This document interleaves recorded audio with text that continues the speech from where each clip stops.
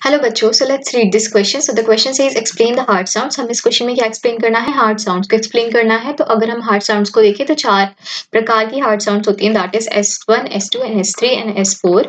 ठीक है, जिसमें से कि जो S3 एंड S4 है वो बेसिकली हमें स्टेथोस्कोप से नहीं सुनाई देती है, और जो S1 एंड S2 है वो हमें स्टेथोस्कोप से सुनाई देती है। जो S3 एंड S4 है वो हमें with help of another instrument से सुनाई देती है, दैट इज द फोनोकार्डियोग्राम। लेकिन जो S1 एंड S2 है वो हमें स्टेथोस्कोप से सुनाई देती है। ठीक है, और हम ऐसे एक्शन को जिसमें कि हम स्टेथोस्कोप से साउंड सुनते हैं, चाहे वो हार्ट की हो, चाहे वो लंग्स की हो, चाहे वो किसी और बॉडी पार्ट की हो, सो हम ऐसे एक्शन को बोलते हैं ऑस्कल्टेशन। सो हमने यहाँ पे लिखा ऑस्कल्टेशन, राइट। और जो S3 एंड S4 है वो तो कैसे सुनाई देती है? With help of the phonocardiogram. And S4 तो बिल्कुल हम बोल सकते हैं स्टेथोस्कोप से बिल्कुल भी सुनाई नहीं देती है, राइट। तो देखो, अब ये जो S3 है ये बेसिकली सुनाई देती है आफ्टर द S2, एंड जो S4 सुनाई देती है ये हमें सुनाई देती है बिफोर द S1, राइट। तो देखो, जो S3 है वो हमें सुनाई देती है due to the first rapid filling of the ventricles, एक रशिंग साउंड आएगी। और जो S4 है वो हमें कब सुनाई देती है? वो हमें सुनाई देती है ड्यूरिंग द एट्रियल सिस्टोल या एट्रियल कॉन्ट्रैक्शन, जब एट्रियल कॉन्ट्रैक्ट कर रही होगी और अपना वेंट्रिकल्स में ब्लड दे रही होगी, तो वो जो कॉन्ट्रैक्शन होगी, जो जब एट्रियल कॉन्ट्रैक्ट कर रही होगी, उसकी साउंड को ही हम बोलते हैं S4। अब जो S1 एंड S2 है ये इंपॉर्टेंट है हमारे लिए, और आपको पता है कि ये कैसे हम कब सुनाई देती है? हमें क्लोजर ऑफ द वॉल्स। अब देखो, जब वॉल्स फॉर एग्जांपल ओपन या क्लोज होंगी तो हमें ये आवाज सुनाई देगी, S1 एंड S2 साउंड। अब वो कौन सी वॉल्स हैं, एक बार हम उनको देख लेते हैं। तो हमें पता है कि एक तो होती है एट्रियो वेंट्रिकुलर वॉल्स। सो हमने यहाँ पे लिखा atrioventricular valves, atrioventricular valves. So इनको हम क्या बोलते हैं? एवी वॉल्स भी बोलते हैं। सो हमने यहाँ पे लिख दिया एट्रियो वेंट्रिकुलर वॉल्स। अब इनको और क्या बोलते हैं? इनको हम बोलते हैं एवी वॉल्स भी बोलते हैं, राइट। अब देखो, अगर हम यहाँ पे इनको बाइफरकेट करें तो हम बोल सकते हैं कि जो एवी वॉल्स होती है वो कैसी होती है? एक तो होती है बाइकस्पिड और दूसरी होती है ट्राइकस्पिड। सो हमने लिख दिया बाइकस्पिड, जिसको कि हम क्या बोलते हैं? मिट्रल वॉल्व भी बोलते हैं। और जो ट्राइकस्पिड होगी, ट्राइकस्पिड, उसके पास होंगे हमारे 3 कस्प, और जो बाइकस्पिड होगी इसके पास होंगे हमारे 2 कस्प प्रेजेंट, राइट। अब देखो, ये जो बाइकस्पिड एंड ट्राइकस्पिड है ये प्रेजेंट कहाँ पे होती है? तो हमें पता है कि between the atrio ventricular walls है, तो between the atrium and the ventricle present होंगी। अगर हम बाइकस्पिड की बात करें तो ये प्रेजेंट होती है हमारे लेफ्ट साइड में, सो हम बोल सकते हैं between the left atrium and the left ventricles ये प्रेजेंट है। और ट्राइकस्पिड की बात करें तो ये प्रेजेंट है राइट साइड में, so between the right atrium and the right ventricle. इसके अलावा अगर हम दूसरी वॉल्स की बात करें तो वो कौन सी है? वो होती है हमारी सेमी ल्यूनर वॉल्स। सो वो कैसी वॉल्स होती है? Semi lunar walls. अब ये किस टाइप की वॉल्स होती हैं? देखो, सेमी मतलब आधा और ल्यूनर मतलब कि मून। तो हम बोल सकते हैं ये जो वॉल्स होती है ना, ये हमें अपीयर होती है as a half moon pocket like structure, मतलब ऐसे पॉकेट लाइक स्ट्रक्चर होगा हाफ मून की तरह, राइट। सो अब ये जो सेमी ल्यूनर वॉल्स हैं ये हमारी कहाँ पे प्रेजेंट होती है? ये हमारी प्रेजेंट होती है आयोटा में, ठीक है। और कहाँ पे प्रेजेंट होगी? हमारी प्रेजेंट है पल्मोनरी आर्टरी में प्रेजेंट है। अब आपको पता है कि जो अयोटा है, हम बेसिकली वो क्या करता है? वो हमारा लेफ्ट वेंट्रिकल से जो ऑक्सीजनेटेड ब्लड है उसको सप्लाई करेगा पूरी बॉडी में, राइट। और जो पल्मोनरी आर्टरी है वो हम बोल सकते हैं क्या करेगी? वो करेगी जो हमारा राइट वेंट्रिकल है जहाँ पे हमारा डीऑक्सीजनेटेड ब्लड है, तो उसको लेके जाएगी लंग्स के पास जिससे कि वो ऑक्सीजनेट हो पाए, ठीक है। तो ये पढ़ी हमने वॉल्स। अब अगर हम साउंड्स को देखें तो हमने क्या बोला? एक तो होती है S1 और दूसरी होती है S2, यही बोला। अब जो S1 है वो क्यों हमें सुनाई देती है? It is due to the closure of the AV valves. So हमने लिखा due to the closure of AV valves. देखो, जैसे ही अभी वॉल्स ओपन है, जैसे क्लोज होगी तो साउंड सुनाई देगी। सो हमने बोला कि ये कब सुनाई देती है? Due to the closure of the AV valves. और ये S2 की अगर हम बात करें तो ये हमें सुनाई देती है due to the closure of the semi lunar valves. देखो, आपको पता लग गया कि एवी वॉल्स तो कौन कौन सी है, मतलब यहाँ पे क्लोजर हो रहा होगा bicuspid and the tricuspid walls का, ठीक है। और सेमी ल्यूनर वॉल्स भी आपको पता है, ठीक है। तो उनके क्लोजर की वजह से हमें सुनाई देती है। और जो S1 है वो हमें कब सुनाई देगी? So we can say that कि वो हमें सुनाई देती है at the beginning of the ventricular systole. So हमने यहाँ पे लिख दिया कब सुनाई देती है? At the beginning of the ventricular systole. मतलब हम बोल सकते हैं कि अब हमारा जो प्रेशर है वेंट्रिकल्स में वो बढ़ रहा है, ठीक है, वो अब बढ़ रहा है, जिसकी वजह से जो हमारी एवी वॉल्स है वो हो जाएंगी क्लोज, जिससे क्योंकि वॉल्स का काम क्या है, to prevent the backflow of the blood, कि जिससे कि जो वेंट्रिकल्स का ब्लड है वो वापस हमारे एट्रियम में ना पहुंच जाए, तो वो हो जाएंगी क्लोज। और अब हमारी कौन सी वॉल्स ओपन हो जाएंगी, अब हमारी सेमिल्यूनर वॉल्स ओपन हो जाएंगी। सो हमने लिखा कि जो S1 होती है वो हमें क्यों सुनाई देती है, due to the closure of the AV valves and at the beginning of the ventricular systole, right.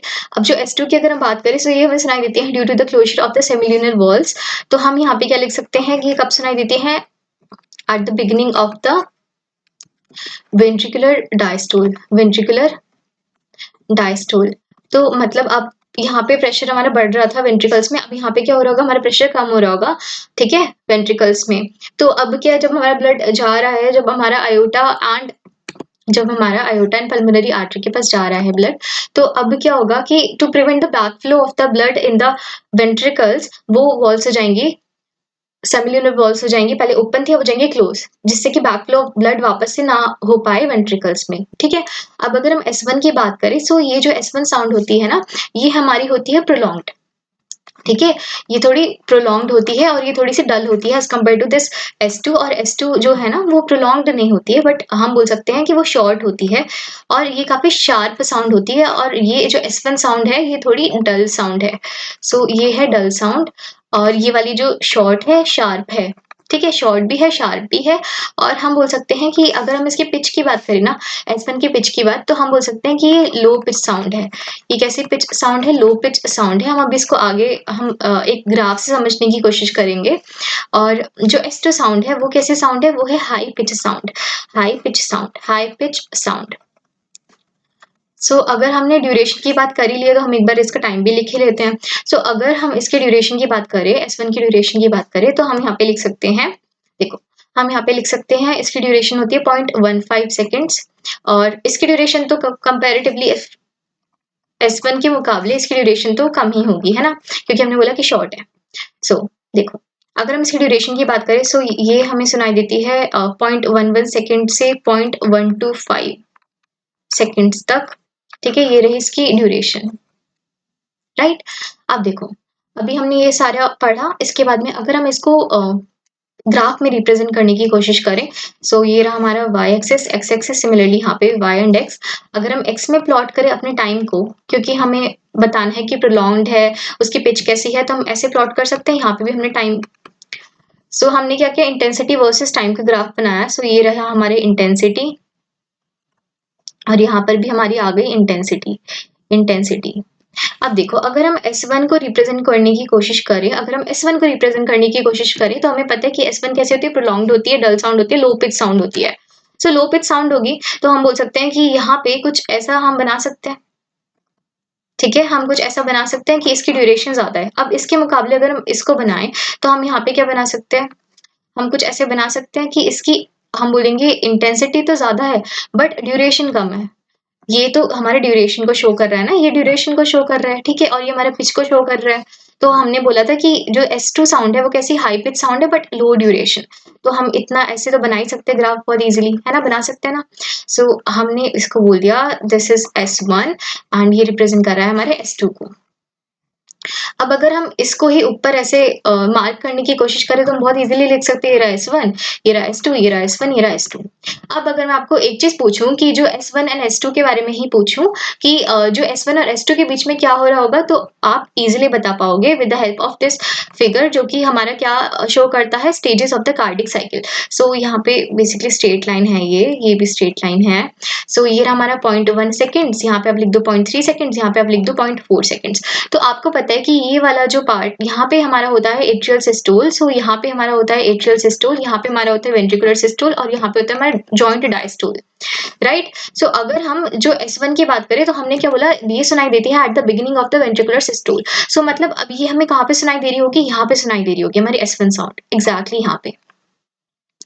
अगर हम S2 साउंड की बात करें, तो हमें सुनाई देता है at the beginning of the ventricular diastole. So हमने बोला कि अगर ये वेंट्रिकुलर सिस्टोल रिप्रेजेंट करता है, तो यहाँ पे ये हमारा करेगा वेंट्रिकुलर डायस्टोल रिप्रेजेंट, तो S2 साउंड में यहाँ पे सुनाई देगी। ठीक है? तो S1 साउंड हमें एग्ज़ैक्टली हम बोल सकते हैं यहाँ पे सुनाई देगी और S2 साउंड हमें यहाँ पे सुनाई देगी। तो अगर मैं आपको बोलूँ कि ये जो S1 और S2 के बीच में S1 और S2 के बीच में क्या हो रहा होगा, तो आप ईज़िली बता पाएँगे S1 और S2 के बीच में क्या हो रहा है, हमारा वेंट्रिकुलर सिस्टोल हो रहा है। सो हम यहाँ पे लिख सकते हैं वेंट्रिकुलर सिस्टोल। और अगर मैं आपको बोलूँ कि जो S2 एंड S1 के बीच में क्या हो रहा है, तो आप क्या बोलेंगे कि S2 और S1 के बीच में क्या हो रहा है? देखो, हमने बोला कि ये अगर रिप्रेजेंट करता है हमारा वेंट्रिकुलर सिस्टोल, ये वाला पार्ट अगर हमारा वेंट्रिकुलर सिस्टोल रिप्रेजेंट करता है, तो इतना वाला पार्ट, ये हमारा क्या रिप्रेजेंट करेगा? ये रिप्रेजेंट करेगा हमारा वेंट्रिकुलर डायस्टोल। सो हम बोल सकते हैं कि between the S2 and S1 की अगर हम बात करें, अगर हम S2 एंड S1 की बात करें, तो वो हमारा क्या रिप्रेजेंट करेगा? वो हमारा रिप्रेजेंट करेगा वेंट्रिकुलर डायस्टोल। सो हमने यहाँ पे लिख दिया S2 एंड S1 के बीच में वो क्या रिप्रेजेंट करेगा? हमारा वेंट्रिकुलर डायस्टोल, राइट? अब अगर हम यहाँ पे ईसीजी के कंपैरिजन में देखें, तो ये देखो, अगर हम ईसीजी बनाए तो हम कुछ ऐसे बना सकते हैं। देखो, ये रहा हमारा P, ये रहा हमारा Q, ये रहा R, ये रहा S, ये रहा T, ये रहा P, ये रहा QRS कॉम्प्लेक्स और ये रही T वेव। सो देखो, जो S1 होता है वो हमें सुनाई देता है, यहाँ पे जो पीक है ना S1, यहाँ पे जो पीक है ना R, तो बेसिकली जो S1 है वो उसको ओवरलैप करेगा। वैसे आप इसको इतना डिटेल में, ठीक है, नहीं भी अगर आप याद रखोगे तो चलेगा। तो ये जो S1 है ना वो ओवरलैप करेगा हमारा R, ये जो हमारा R पीक को ओवरलैप करेगा ऑफ द QRS कॉम्प्लेक्स, और जो हमारा S2 है वो किसको ओवरलैप करेगा? वो हमारा T वेव को ओवरलैप करेगा। और आपको पता है कि जो QRS कॉम्प्लेक्स है वो क्या करता है? हमें रिप्रेजेंट वेंट्रिकुलर डीपोलराइजेशन, और जो T वेव है वो क्या रिप्रेजेंट करती है? हमारी ventricular repolarisation, right? So I hope you understood it well and all the best.